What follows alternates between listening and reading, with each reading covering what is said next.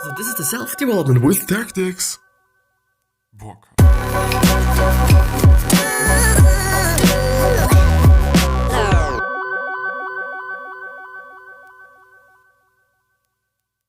Oh, this one's gonna be again about the Icarus Deception by Seth Godin. It's gonna be amazing, it's gonna be cool, so please stay here and give me a like. Please do this.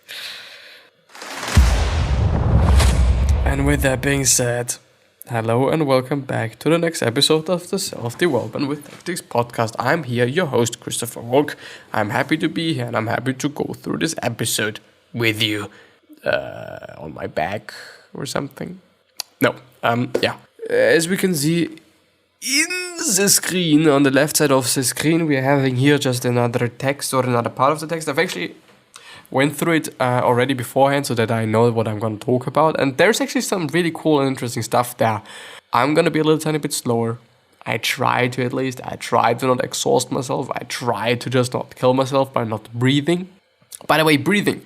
Wim Hof. I've tried it out. Actually, there is a free app. I could show you. I know there's a free app, and I think it is just a really amazing one, a pretty interesting one as well, that really can help you with the whole Wim Hof breathing thing. So if you don't know Wim Hof, he's the Iceman, and he's holding quite several world records. One of them is swimming underwater until his retina bursts, which actually kind of happened. Like, it didn't burst, but it froze, which is actually a pretty scary thing. And I do wonder if there's not like just some long-term issues that you can have with a frozen retina, basically. But I'm going to show you the app. So he's actually having some kind of a program, so quote-unquote program, which consists of you're going to have breathing exercises, then you're also having the cold exposure, and then you're also going to have commitment, as they say. And I do think in the quote-unquote original one, so what you're going to do in a workshop with him, basically, there's going to be some kind of meditation, even though I do believe that the whole breathing thing is also like meditation. Please check out the description, or that description actually, because there's a lot of free things that you can get. First of all, there is the link to the podcast, because this is actually a podcast and a YouTube quote-unquote show. On the other hand, you're also going to get 3 things, as I said.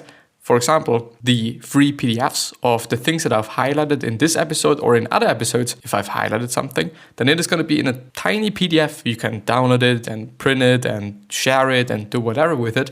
And there is everything in this that I've gone through in this episode, which is pretty amazing, because some people like to listen, therefore we're having a podcast. Some people like to watch, therefore we're having the YouTube videos.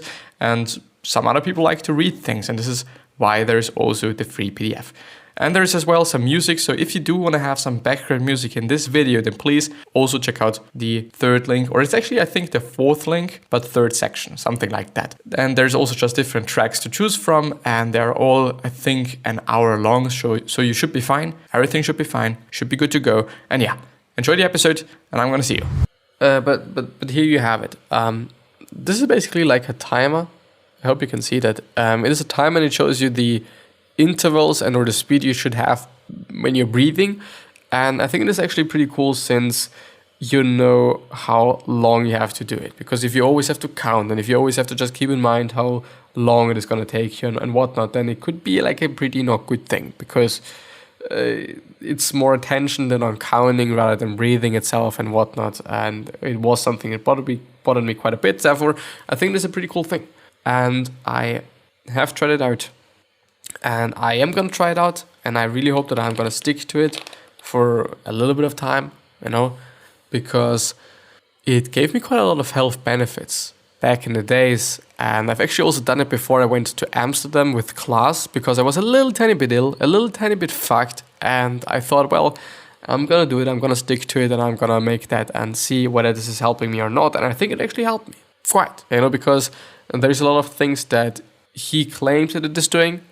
Better immune system, being able to just activate your immune system kind of consciously, which was also shown in the study. I might be also talking about this later on as well, because today is actually about the Icarus Deception and about Wim Hof. So yeah, we're going to talk about the Icarus Deception.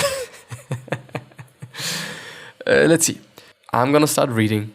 Relax. The difficult part of seeing is setting aside what you're sure you already know. When the web was young, I was already an quote-unquote expert. And I think that's actually a really dangerous thing to think that you're an expert, or to think that you've figured it all out, or you think that you're kind of the best and whatnot. Like, of course, there might be some reasons why you think that, because you might actually be the best in sports and whatnot. But there might be some day where you feel a little bit stupid because you always thought that, and there was something that you haven't seen, and there was something that you haven't recognized, but it is something that's really important maybe, and also just really an advantage over other people not knowing about this and stuff. So I don't know. Like, I am also good at some things, but I think there's still just so much to see and so much to learn, and just actually, as such, learning to see and learning to recognize things is just an incredible fucking thing. But I think I've been actually talking about it, like, it must have been like this week or something. I feel like. I'm not sure, but I feel like. You can't accurately see until you abandon your worldview. Is it actually alright? Oh, it's this one. Your worldview is incredibly useful in everyday life. It's the set of assumptions, biases, and beliefs you bring to the interactions you have with the world, and it saves a lot of time, because you don't have to come to new conclusions after each interaction. It is easier to process familiar inputs and easier to be consistent. But your worldview, by its nature, keeps you from seeing the world as it is. A lifetime spent noticing begins to turn into the ability to see what others can't. And I have to point out that Seth Godin is actually doing a really great job at that, because he truly is recognizing a lot of things, and he truly is just seeing a lot of things, which is pretty cool. And I have to say, and I think, and so on, that he's definitely a contribution, and was a contribution to my life, and still is, and probably to a lot of other people, because he's seeing a lot, because he's noticing the patterns, because he's just recognizing things that other people don't recognize. And something that he said in a video, and I think I've actually also gone through it as a video, but I'm not quite sure actually, is to no, I think it's actually, I've actually done this on my own, I guess. The thing is, we should all blog or have a podcast or do whatever. Because the thing is, if you're having a podcast or a blog, you have to think about whatever you're going to write. And maybe there's going to be one day you think like, well, tomorrow I have to do something. Tomorrow I have to record the podcast. Tomorrow I have to just blog, whatever it might be. And then you might think, well, I don't really know what to write about tomorrow. Therefore, you're probably then going to start thinking, well, what could I just try out tomorrow? What could I write about tomorrow? What could I talk about tomorrow? And you might just then kind of open your eyes and see certain things that other people don't see. Because you have to recognize things maybe, because you, because you need something to talk about, because you need something to write about. I think it is a good practice, and I think it is just in general a really incredibly good thing, because being able to communicate in a clear way your thoughts is amazing and important and necessary. I would even say, like, the clearer you can communicate your ideas and your dreams and whatever you're thinking about, the better. Obviously, kinda, yeah. But because if you can let other people understand whatever the fuck is in your head, then it just makes a lot of things easier. You know, if you're in a meeting, which per se is like maybe not the optimal setting for things in general, but if you're in a meeting and you can communicate whatever you think about just really clearly, so that other people can also just picture a picture in their mind, then it is a good thing, because you can help them just to see things and kind of maybe also recognize things by communicating whatever you think about in a really clear way. Successful people are good at labeling people and situations and ideas. The problem with labels is that once they are applied, it is impossible to see what lies beneath. When the world changes, then our labels cease to function. We are blind to opportunities. Yes, I know, because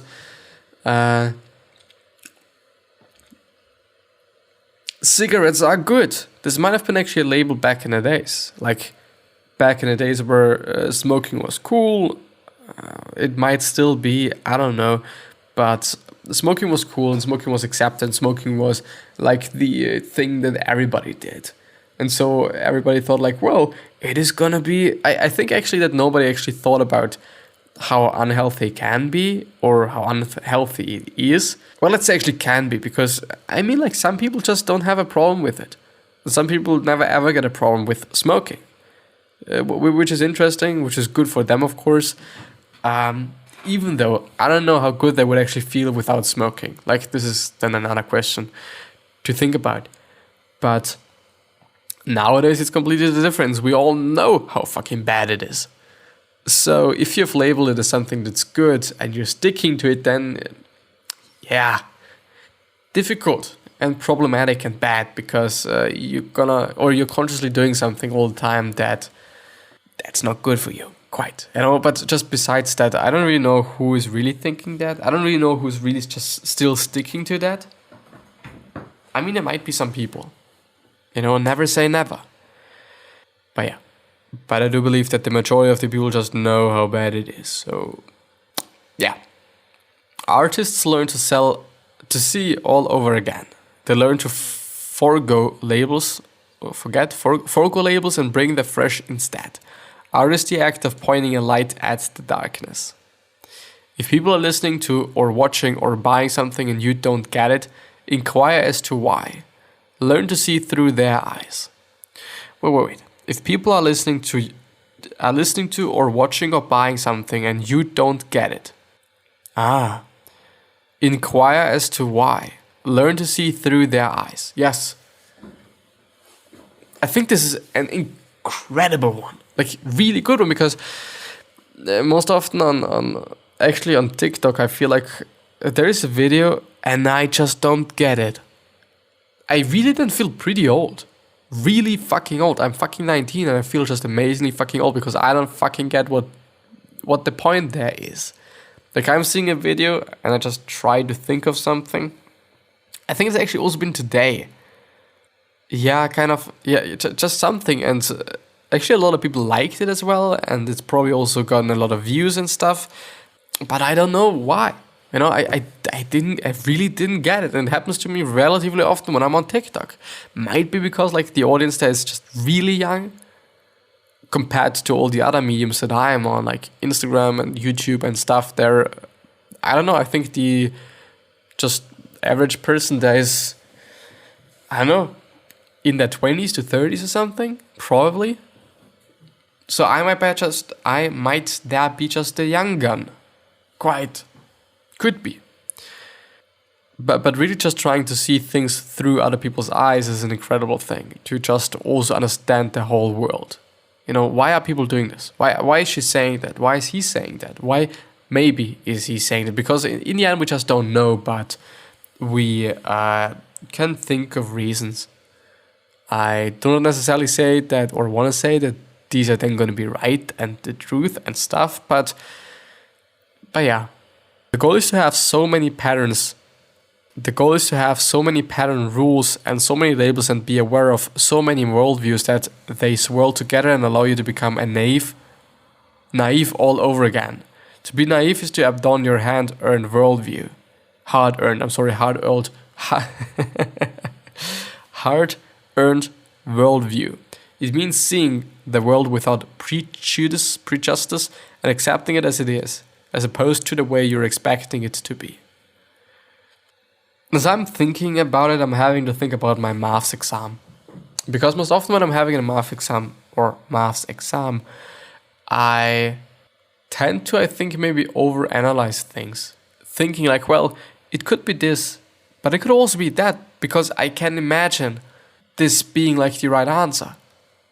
In terms of like okay, like you could also do that. You could also do this. You could also do this thing and that thing when circumstances are in this and that way. Like, this could actually be kind of a negative thing about just having so many worldviews and having to just, I don't know what it actually is. I don't also want to say that it is somehow good, and I also, which is something that I often do want to point out, I do not want to say that I'm kind of just Jesus and am empathetic as fuck and shit. No. But something that I just had to think about, then I really think like, well, am I too dumb since I can't filter the things? Or is it like really, okay, I just see too many opportunities in too many ways and worldviews and stuff and shit and whatnot, so I don't know. Let's go ahead. Everyone should learn to code, which is actually something that I've also tried to do, like Python, and back in the days it's been Lua, I guess. I don't know if it is actually Lua programming. Like, I've actually been just making a calculator, I guess, back in the days, and it's actually been on my phone, as funny as it is. Lua almost ready. 5.4, the programming language. About, let's see. Lua is a powerful, efficient, lightweight, embeddable scripting language. It's procedural programming, object-oriented programming, functional programming, data-driven programming, and data description. Lua combines simple procedural syntax with powerful data description constructs based on associative arrays and extensible semantics. So as far as I remember, it's actually been a relatively easy one since things make sense.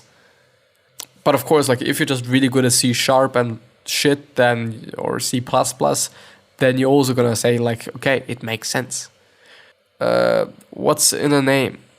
Lua, pronounced Loa, or it's actually Loa, means moon in Portuguese. As such, it is neither an acronym nor an abbreviation. More specifically, Loa is the name of the Earth's moon. Well, yeah, anyway. I might actually have a look at it once again. So if you do want to start with something, maybe you're going to start with Lua, maybe you're going to start with Python, which is also a relatively easy one, even though you can do quite a lot of shit with it. Scratch is also another software or program, which is I'm going to show you. It's basically like a game, some sorta, a programming game. So you're going to have different modules and you can stick them together and then you're having a code basically. So you also do not really have to write something, you just have to stick things together. Yeah, there it is. It seems a little bit childlike in things, but I think you can also make just some pretty interesting things there. I don't know, like I assume. Coming back to the other thing. Everyone should learn to code. Once you know how to make something, it changes how you see things. Once you know how to assemble an electronic device, every computer seems a bit less mysterious. Once you know how to give a speech, you see things in the speeches others give. Learning how to make things turn you from a spectator into a participant. Yes, definitely. I think in the whole design space, like, I don't know, like colleagues of mine, or one colleague of mine in particular, shout out to you, always looking up the font that anyone is using. In terms of like going onto the website and just when there's a cool font that he sees, he's gonna analyze it, like right click, inspect, or whatnot. However, this is just, yeah, it's inspect probably, and having a look at the font, just to know. And yeah, once you're an insider, you're seeing things in a different light. And you see people doing certain things. Maybe they're actually doing multiple things and doing quite a lot of things is something that's pretty good. Because you're gonna see more things. Just because you do more things and you are a participant or a maker or a creator or a whatnot. Yeah. Useless questions. What should I do next? The answers don't matter at all. You need the experience of repeated failure. You need a good taste to see your own work for what it is, and you earn that taste. Not only not by emulating those who made art before you, but by failing, by repeatedly discovering what works and what doesn't. Bob Dylan knows more about the history of American music than anyone you have ever met. Fred Wilson can describe the details of 1,000 successful venture investments. This is an important foundation that makes it possible to do important work. And we all should do important work. But yeah, have I had the question of today yet? I think I haven't. So let's do it now. The question of today is: do you ask yourself useless questions? And or let's put it into a different light, because it is so just, I don't know, just copying out of this what I've just read.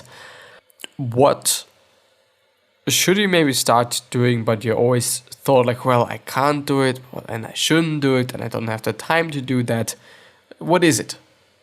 Think about it, please.